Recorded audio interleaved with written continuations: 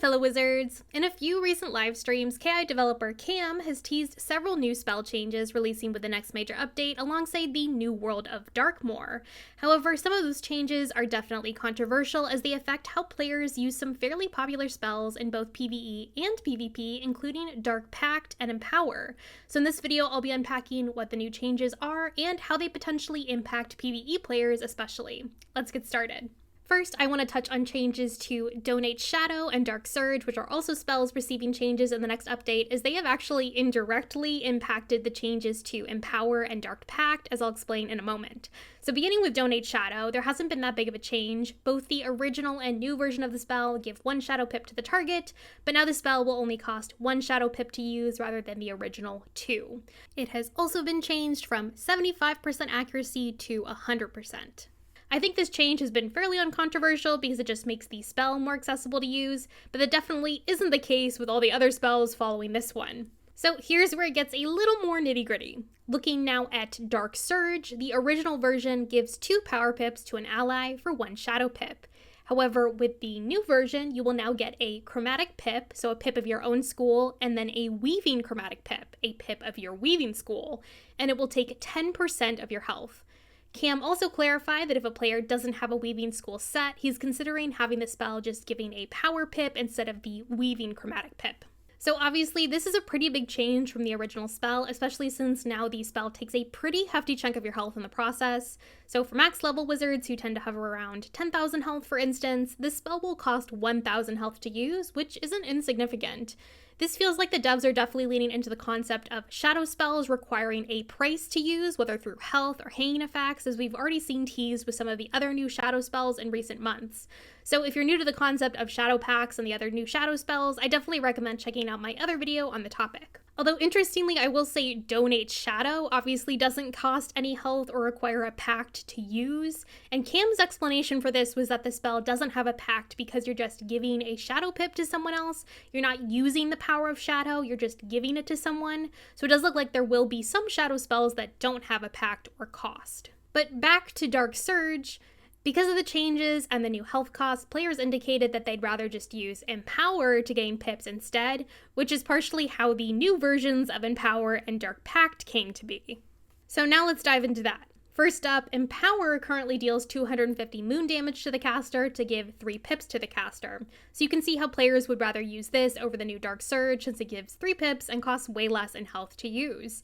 And while players have traditionally used this just for the gain pip utility, many players also rely on it as an easy way to remove weaknesses as well. And since Empower treasure cards have often been used as a kind of currency between players due to their high gold value, they're usually very easy to find at the bazaar and thus pack in your deck, allowing them to serve multiple purposes at once for the community. However, after Cam's teased changes, it looks like Empower will now deal 5% of your health and give 3 pips to the caster. So the pip gain utility hasn't changed, but now instead of dealing that 250 moon damage, it's 5% of your health.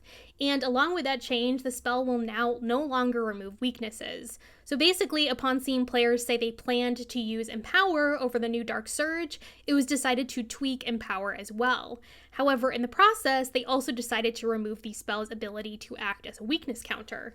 Cam stated that the main reason that self-damage was flawed specifically on this spell was that people would use it as a weakness counter, which it was not meant to be.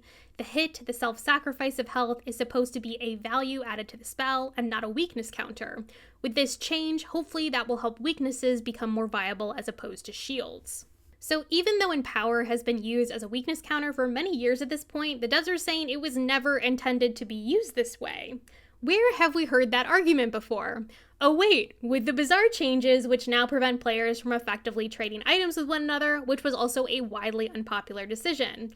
And for people wondering, it was confirmed in the official Wiz Discord that both the base spell and treasure card version of Empower will change, however the price at the Bazaar will remain unchanged. So the value of Empower treasure cards will stay the same, but you won't be able to get around the spell changes by simply using treasure cards. Finally, let's talk about Dark Pact, with the current version dealing 250 moon damage to the caster and applying 2 25% damage blades on the target.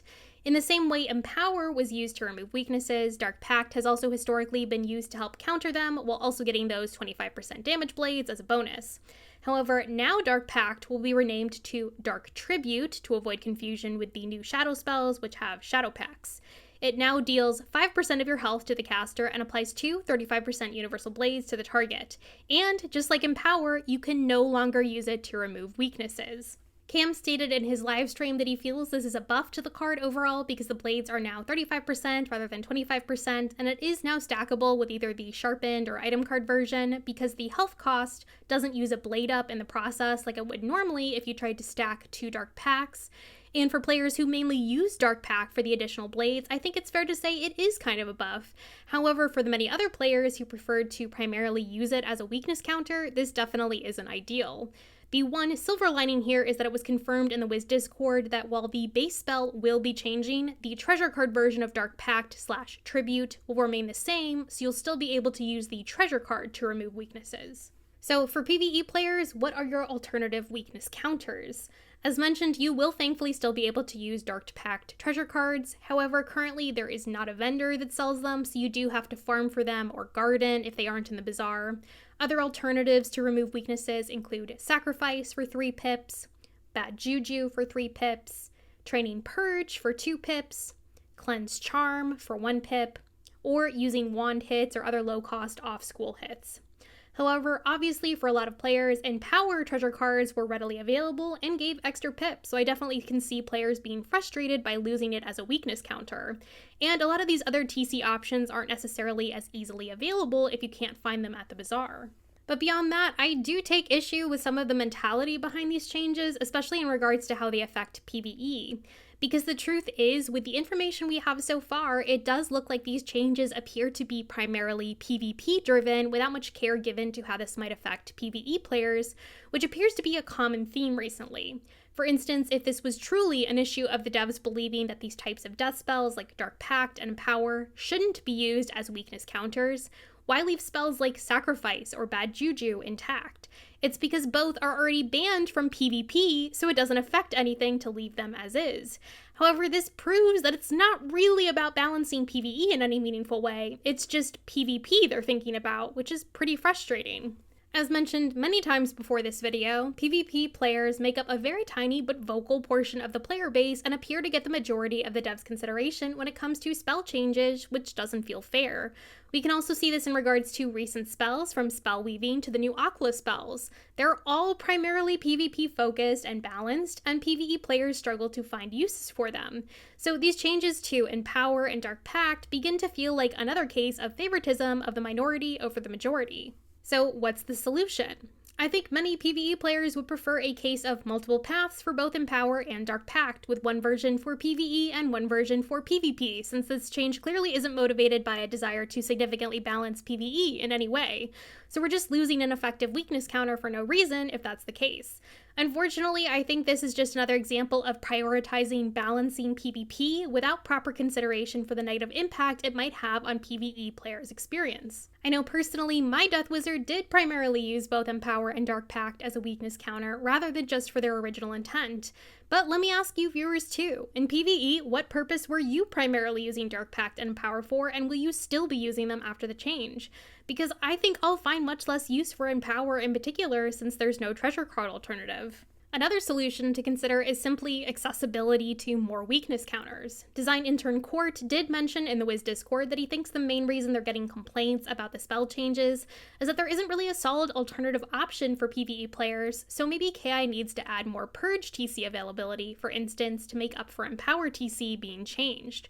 Currently, Purge treasure cards can only be bought with arena tickets from PvP or crafted via the Fantastic Fight Fest or Portal of Peril events, both of which are currently unavailable. I do think having more Dark Pact / Tribute, Cleanse Charm, and Purge treasure cards available would help a lot to make this change easier to stomach for PvE players, so hopefully we'll see them added to a vendor or something else so they aren't as difficult to get.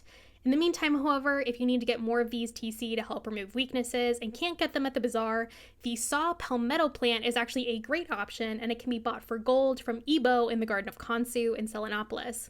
Saw Palmetto plants can drop Bad Juju, Dark Pact, and Sacrifice treasure cards, so that's another option to look into if you can't find what you need at the bazaar. Alright, my fellow wizards, those were all the major spell changes recently teased. Definitely let me know your thoughts on all this in the comments, whether you like the changes or hate them.